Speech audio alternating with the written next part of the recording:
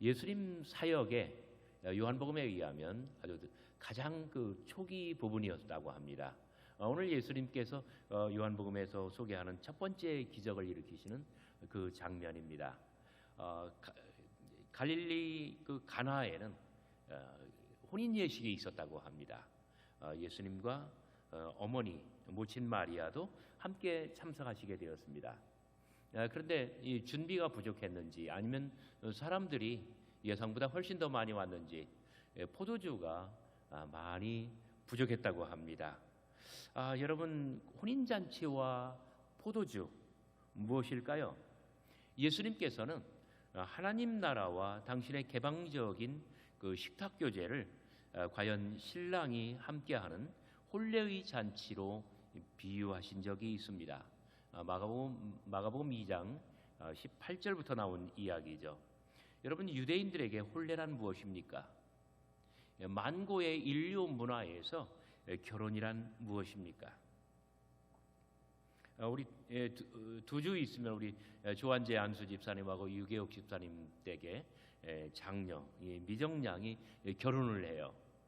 지난주에 인사를 왔는데 얼마나 예쁘고 아름답고 또 이 사위하고 같이 왔는데 또 정말 아름다운 가정이 될 것 같아요. 하나님의 축복받은 결혼이 될 걸로 믿습니다. 결혼이라고 하는 것은 자고로 히브리인들이 그렇게 생각을 했습니다.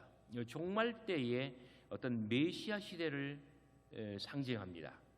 신랑과 신부의 혼인잔치로 그렇게 메시아 시대를 비유하였기 때문에 호세아와 같은 예언자들은 여호와 하나님과 그 백성의 관계를 결혼으로 비유하기도 하였습니다. 유대교에서 결혼이란 종말에 실현될 새로운 계약의 갱신, 하나님 통치의 도래, 이런 것들을 상징했습니다. 여러분, 결혼이라고 하는 것은, 혼인이라고 하는 것은 새로운 삶의 시작에 대한 은유적인 표현입니다. 그래서 우리가 상식적으로 생각해 볼 때 참 여러분들 결혼하신 분들 다 결혼식의 순간을 생각해 보면 얼마나 설레입니까? 결혼이라고 하는 것은 어떤 인류 보편적인 문화에서 어떤 만남과 결합, 감격과 환희, 축제와 축복, 그리고 남녀 육체의 성스러운 합일과 숭고한 새 생명의 잉태, 그리고 그로 말미암은 어떤 새로운 가족 공동체의 거룩한 태동, 이런 것들입니다. 그래서 저도 결혼할 때를 생각하고 첫 아이, 둘째 아이 출산할 때를 생각하고 이 아이들이 응애 울면서 자라고 그래서 가정이라고 하는 것이 형성되고 아이가 어디 가서 노래를 배워가지고 노래도 부르고 그리고 또 글도 터득해서 또 글 읽는 소리도 나고 정말 이 가정에 소망이 넘칩니다. 그래요. 이렇게 혼례라고 하는 것은 그러므로 인종과 이념 그리고 문화와 종교의 범위를 넘어서 인류의 모든 구성원들에게 가장 이상적인 순간, 곧 메시아적인 구원의 때를 상징한다고 볼 수 있습니다. 초대받은 손님들은 함께 기뻐합니다. 그리고 혼인을 축복하며 새로운 가정을 축하해주고 또 앞으로 있을 새 생명의 탄생을 경축해 주는 것입니다. 그러나 여기 잔치찜의 근심이란 무엇입니까? 이 좋은 혼례의 예식에 포도주가 떨어졌다는 사실입니다. 모두들 아주 근심하고 그리고 혼주는 전전긍긍합니다. 마리아가 그때 아들 예수님에게 그저 막연하게 말을 건넵니다. 저들에게 포도주가 없도다. 아직 마리아는 당신의 맏아들 예수께서 정확하게 어떤 분인지 다 알지를 못합니다. 그저 막연하게 말을 합니다. 저들에게 포도주가 부족한데 이것을 어쩌나. 그러나 예수님께서는 모친에게 반쯤은 아들로서 그리고 반쯤은 메시아로서 답을 드립니다. 여자여 아직 내 때가 이르지 않았습니다. 제자들은 그 옆에 우두커니 서 있지만 말이 없습니다. 물론 신랑과 혼주도 마찬가지입니다. 오늘의 사건은 이렇게 해서 발생하였습니다.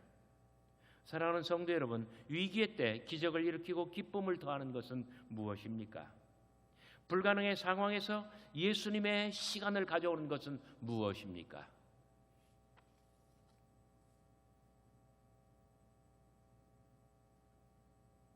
그 첫 번째는 순종이라고 말하고 싶습니다. 그대로 하라, 순종입니다. 모신 마리아는 연회장의 하인들에게 말합니다. 예수께서 너에게 말씀하시는 것을 가감없이 그대로 행하라. 토를 달지 말고 그대로 행하라, 순종하라는 말씀입니다. 어떤 아버지가 아들에게 말했습니다. 차 한 잔을 마시고 싶으니 끓여오라. 그때 아들은 생각했습니다. 쓰디쓴 차보다는 시원한 배가 좋을 것 같아서 아주 과즙이 잔뜩 아주 탁 튀길 정도로 과즙이 많은 시원한 배를 한 개 사다가 드렸습니다. 아버지는 다시 차를 끓여오라고 아들에게 말하였습니다. 아들은 또 생각했습니다. 배가 아니었구나. 그러면 당도가 더 높은 맛있는 홍시가 어떨까? 이 홍시가 더 좋겠어. 홍시를 가져와서 아버지에게 이 귀한 홍시를 드립니다. 맛있는 홍시를 가져왔습니다.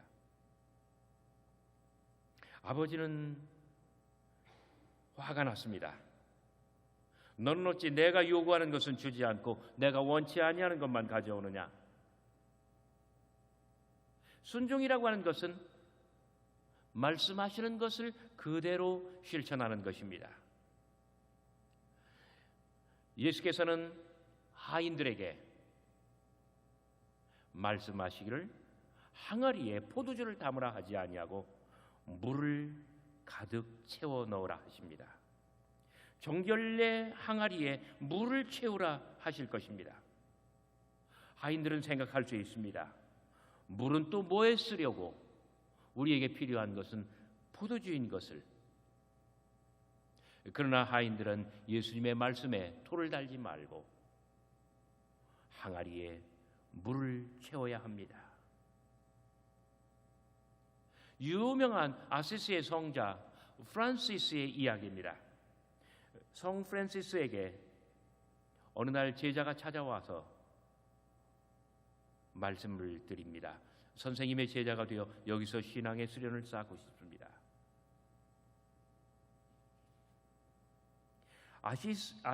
아시시의 성자 프란시스는 눈도 마주치지 않고 그에게 말합니다. 저 밭에 나가면 배추들이 많이 있는데 그 배추를 가져다가 뿌리가 하늘로 향하도록 심으라. 거꾸로 심으라 합니다. 그 사람이 말없이 배추를 들고 나갔습니다. 한 사람이 성자가 여기서 오랫동안 돌을 닦더니만 돌아버렸구먼 하면서 배추를 뿌리를 땅에 심었습니다. 그러나 한 사람은 프란시스가 시킨 대로 뿌리가 하늘을 바라보도록 심었습니다. 여러분, 성자가 무리한 요구를 명한 이유는 무엇일까요? 이 사람이 순종하는 제자의 자질이 있는지 없는지를 보기 원했던 것입니다. 그리스도인들이 배워야 할 교훈은 바로 순종입니다. 지난주에 제가 요한복음 6장의 이야기를 가지고 빌립과 안드레의 말씀을 드린 적이 있습니다.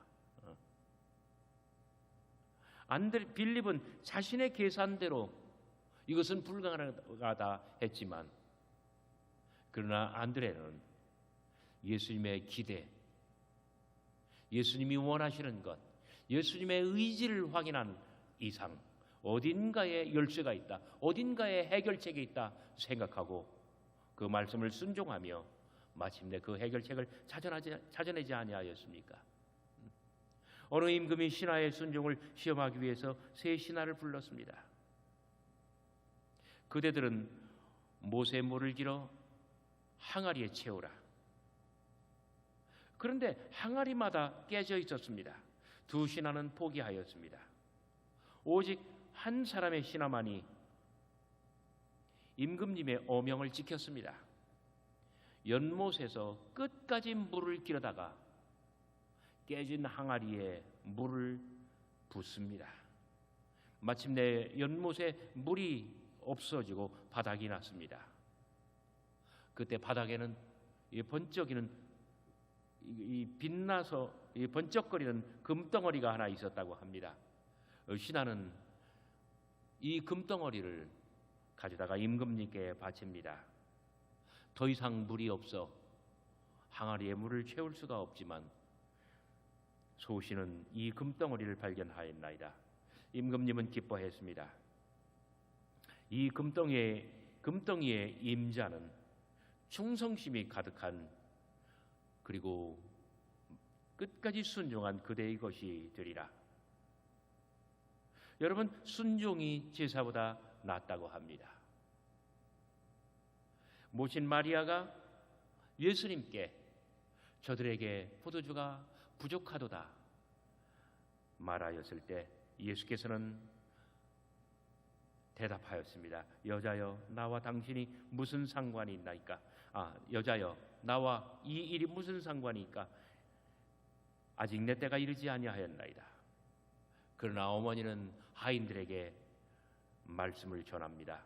너희에게 무슨 말씀을 하시든지 그대로 행하라. 이해되지 않는 것도 그대로 행하는 것입니다. 내 마음에 내키지 않는 것도 그대로 행하는 것입니다. 아직까지 한 번도 그리 해본 적이 없는 것, 도무지 내키지 않는 것, 내 상식에 맞지 않는 것, 그럼에도 불구하고 그대로 행하는 것, 이것이 바로 순종입니다. 순종은 믿음에서 납니다. 순종은 믿는 자만이 할 수 있는 것입니다. 무엇이 기적을 일으킵니까? 두 번째는 분량입니다. 예수님께서는 하인들에게 말씀하시기를 항아리에 물을 채우라고 하십니다. 채운 분량만큼 포도주가 나올 것입니다.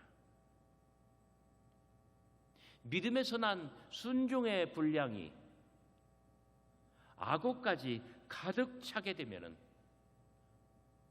그때는 우리가 예상치 못할 뜻밖의 기적이 나타나게 될 것입니다.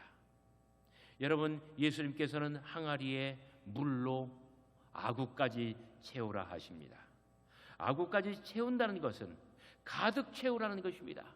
가득 차고 나면 그 다음에는 넘쳐 흐릅니다. 여러분, 우리의 기도가 깊고 분량이 차면 넘쳐 흘러서 응답이 다가옵니다. 헌신이 크고 분량이 차면 그때는 위로와 축복이 다가옵니다. 분량이 차면 넘쳐 흐릅니다. 여러분, 노력과 실력이라는 것 어떻습니까? 우리가 많이 노력하고 우리가 많이 실력을 쌓고 그래서 분량을 가득 채우면 그 다음에는 경기에서 이기고 시험에서 합격하고 모든 축복의 결과가 다가오는 것 아닙니까? 고난이 크고 분량이 차면 영광과 축복이 우리에게 다가옵니다. 수양이 깊고 분량이 차면 어떻습니까? 처신이 자유롭고 그리고 자연스러운 법입니다. 원래 빈수레가 요란하다고요? 분량을 채우지 못한 사람이 나 이런 사람이야, 나 좀 알아줘, 자꾸 자기 주장을 하는 법이에요. 그러나 실력이 있는 사람, 분량을 채운 사람, 그런 사람들은 처신이 자유롭습니다. 절대로 자기를 드러내려고 하지 않습니다. 그것은 저절로 나타나는 법이에요. 자기 홍보를 할 필요도 없어요. 고난이 깊고 분량이 찬 사람, 나 아프다 이야기하지 않습니다. 나 이런 상처받았다 말하지 않습니다. 그저 악어까지 채우는 마음으로 기도해 주세요, 이런 말을 할 수 있을 뿐이에요.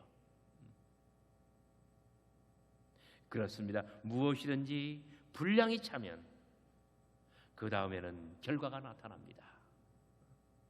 우리 하나님께서 채워주십니다. 한 목동이 곁에 있던 사람에게 종려주일에 대한 성경 말씀을 듣고 이런 말씀을 전했습니다. 예수는 정말 놀라운 손을 갖고 계시군요. 무슨 뜻이세요? 보세요. 예수님이 탄 나귀는 길들여지지 않은 생나귀 아닙니까? 맞지요? 그렇죠? 그런데 그 나귀가 예수님 손에서는 꼼짝을 못하고 이렇게 순종하는 나귀가 되지 않았습니까? 순한 나귀가 되었습니다. 숱한 사람들이 마구 몰려들어서 나귀 귀에 대고 호산나 고함을 지르고 종려나무를 가지고 이 눈앞에서 막 흔들어대고 나귀 발 앞에다가 옷을 벗어 쭉 깔고 여느 나귀 같았으면 날뛰었을 텐데, 이런 북새통에서도 예수님은 순수히 나귀를 조종하였으니 그 솜씨가 놀랍지 않습니까?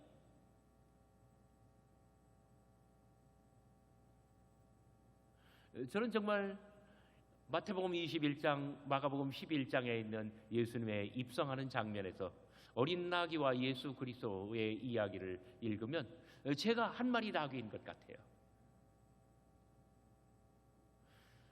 저는 그 본문을 읽으면서 정말 제가 그 페트라 갔을 때 나귀를 한번 타봤거든요.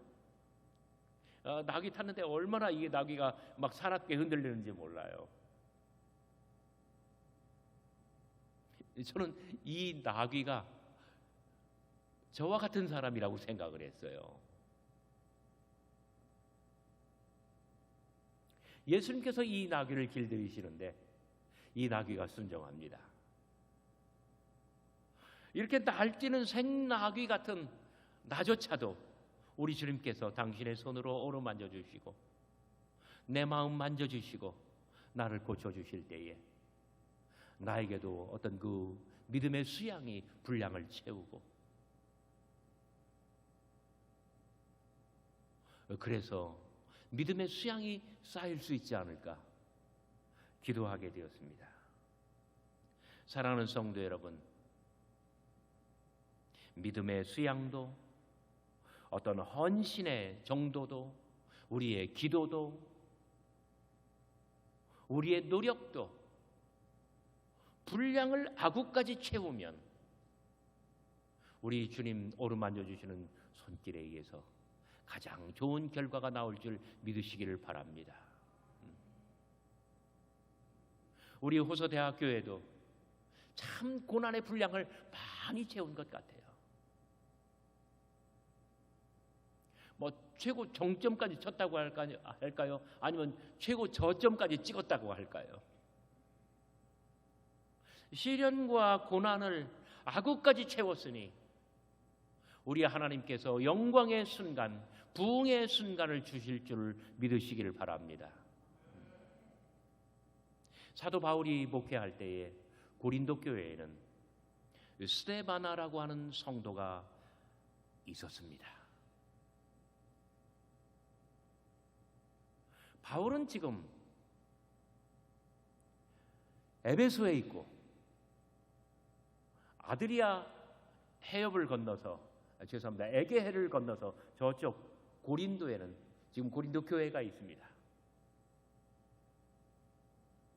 바울이 있는 곳으로 스데바나는 부드나도와 아가이고를 데리고 사도 바울을 찾아뵙습니다. 바울은 에베소에서 고린도에 있는 교인들에게 스데바나에 대하여 말씀을 전합니다. 스데바나가 너희에게 가면 너희가 가장 존경심을 가지고 순한 마음으로 받아들여라. 스데바나는 너희의 부족함을 채워줬습니다. 스데바나는 믿음의 덕이 아주 큰 사람이었습니다. 기도도 믿음도 헌신도 모든 면에서 아구까지 채우고, 그리고 이 모든 것들이 넘쳐 흐르는 사람이었습니다. 그리하여 사도 바울은 스데바나의 이러한 신앙의 인품을 보면서, 신앙의 인격을 보면서 고린도 교인들에게 권면합니다. 이 사람은 너희의 부족한 것을 채운 사람이다. 얼마나 아구까지 채우고 모든 것을 정말 가득 채우고 넘쳐 흐르게 하였으면 다른 사람의 부족함까지 채웠겠습니까? 보충했겠습니까? 부족한 저는 여러분들 가운데 스데바나 같은 사람들이 많이 나왔으면 좋겠습니다. 그리하여 믿음의 분량도 아구까지 채우고, 기도도 아구까지 채우고, 신앙의 인격도 아구까지 채우고, 헌신도 아구까지 채워서 많은 사람들에게 본이 되고, 또 많은 사람들의 부족한 것을 채울 수 있는 그러한 믿음의 성도들이 이 가운데 많이 나타나기를 주의 이름으로 축원합니다.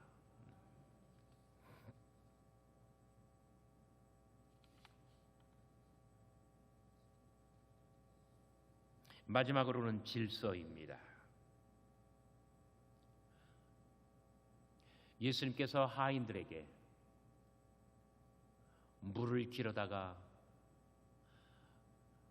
항아리, 정결례 항아리에 가득 채워라라고 했더니 물이 포도주가 되었습니다. 이 놀라운 광경, 이 위대한 기적이 완성되자 예수님께서는 하인들에게 말씀하십니다. 이 포도주를 떠서 연회장에게 갖다 주라. 기적은 예수님의 손으로 이루어집니다. 그러나 예수님은 포도주를 연회장에게 가져다 주라 합니다.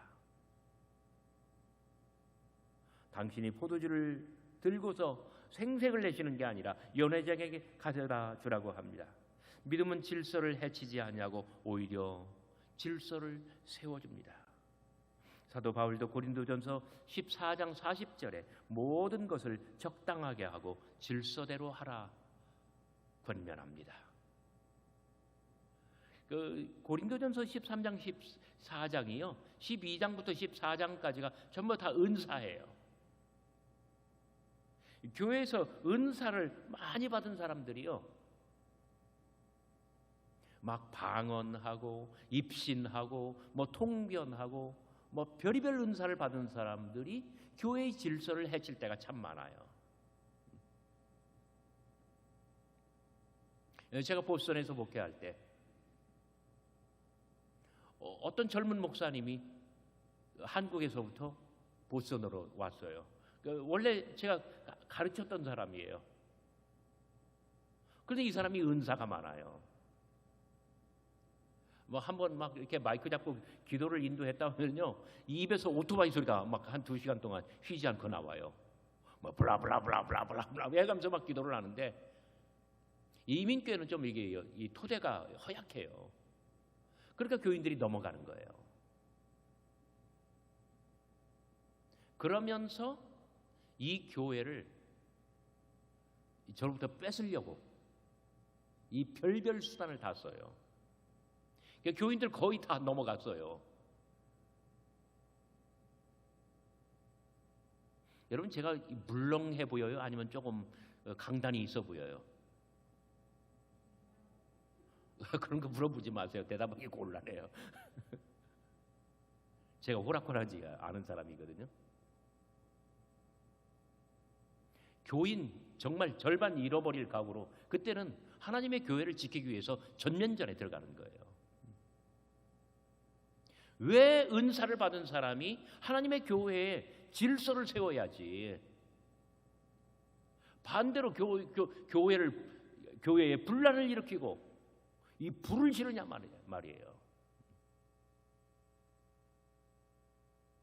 그때는 제가 정신 똑바로 차리고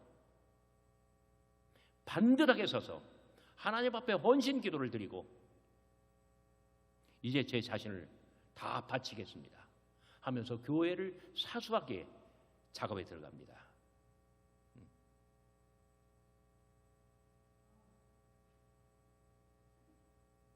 은사는 교회를 세우라고 있는 것이지 교회의 질서를 깨뜨리고 교회를 회파하라고 있는 것이 결코 아닙니다. 그래서 하나님의 교회에서 은사 받은 사람들은 분명하게 인식해야 돼요. 하나님께서 내게 주신 이 은사가 하나님의 교회를 굳건한 토대 위에 세우고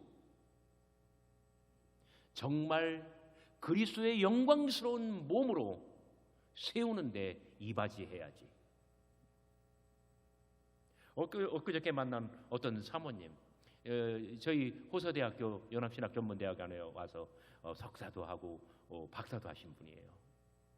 말씀을 들었는데 얼마나 참 아주 드라마틱한지 몰라요. 25살에 결혼을 해가지고 26살에 신랑 전도사님과 함께 용인에다가 교회를 개척했대요. 막 교회가 아니래요.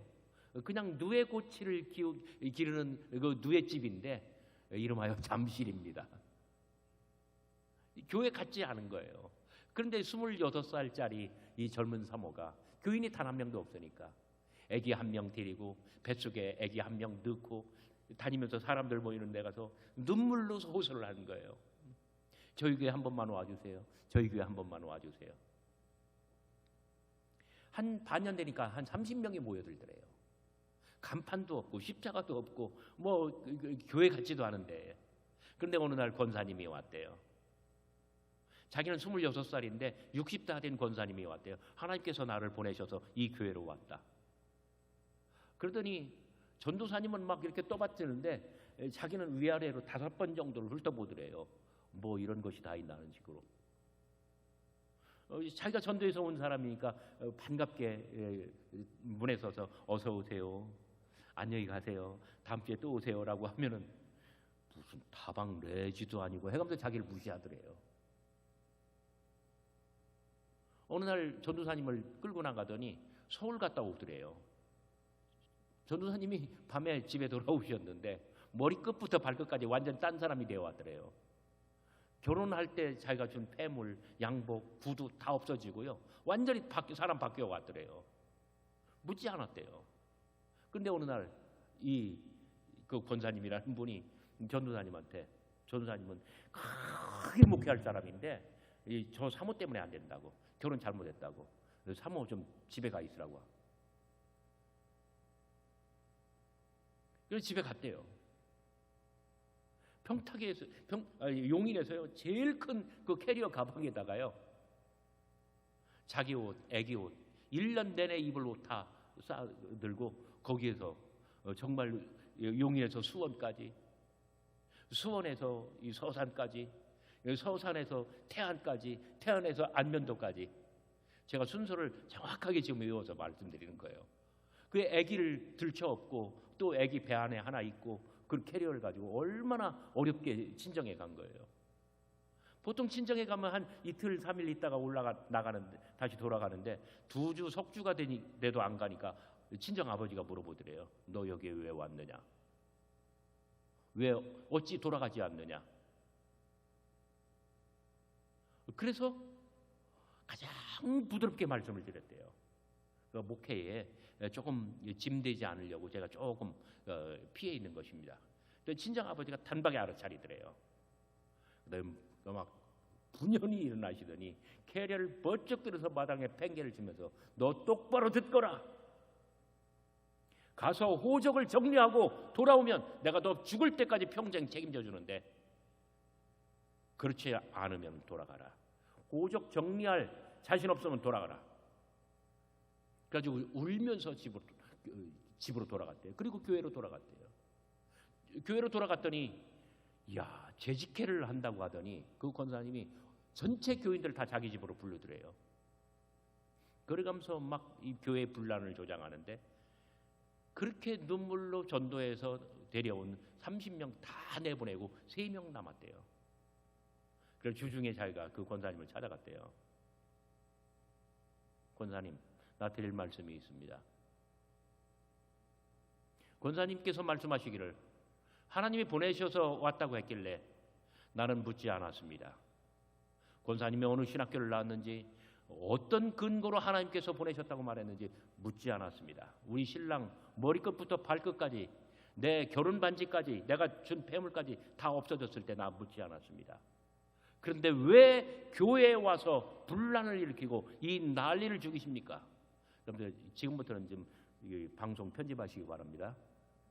당신 이 교회에서 나가지 않으면 내가 갈기갈기 찢어 죽일 거야, 막 그랬대요. 27살짜리 새내기. 그랬더니 이 권사님이 막 허둥대면서 막 더듬더듬 하더니 일단 청심환 하나를 먹더래요. 근데 전사님한테 전화로 고해 바치고 그리고 교회를 떠났대요. 여러분, 은사라고 하는 것은 하나님의 교회를 세우기 위해서 필요한 거예요. 내가 그 말씀을 듣고 그랬어요. 사모님, 정말 싸움의 은사도 하나님의 교회를 지키는 데 필요하네. 나는 오늘 이 이야기를 읽으면서 정말 모친 마리아에 대해서 다시 한번 생각하게 되었습니다. 모친 마리아는 마음의 어떤 그 신앙의 수련까지도, 그리고 정서적인 부분까지도, 아구까지, 항아리 아구까지 가득 잘 찬 사람 같아요.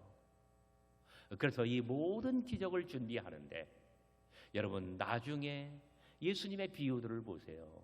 씨 뿌리는 자의 비유, 은밀히 자라는 씨의 비유, 겨자 씨의 비유, 각양의 비유들이 나오는데, 이것은 예수님의 아주 조화로운 인품이고, 그리고 아주 뭐랄까요, 잘 발달된 정서에서 나오는 거예요. 야고보서를 읽으니까요, 예수님의 동생 야고보도 정말 어떤 배, 그다음에 무슨 비유를 이야기하는데요, 정말 아름다워요. 이 모든 것은 모친 마리아에게서 나온 이 형제들의 아름다운 안정된 정서 아닙니까? 우리가 수련을 쌓고 믿음의 분량을 쌓고 우리가 노력하면서 이렇게 살아갈 때에 우리 하나님께서 정말 이 모든 것들이 차고 넘치게 하는 그런 축복을 주실 줄 믿으시기를 바랍니다. 사람들이 주님에게 순종하고 순종의 분량이 아구까지 차니 혼인잔치의 축제의 밤은 깊습니다. 그리고 옆에 있는 제자들도 깨달음이 적질 않습니다. 사랑하는 성도 여러분, 이러한 말씀의 귀한 은사가 여러분들에게 가득 넘쳐나고 우리 교회, 하나님의 교회, 호소대학교에 차고 넘쳐나기를 주의 이름으로 축원합니다.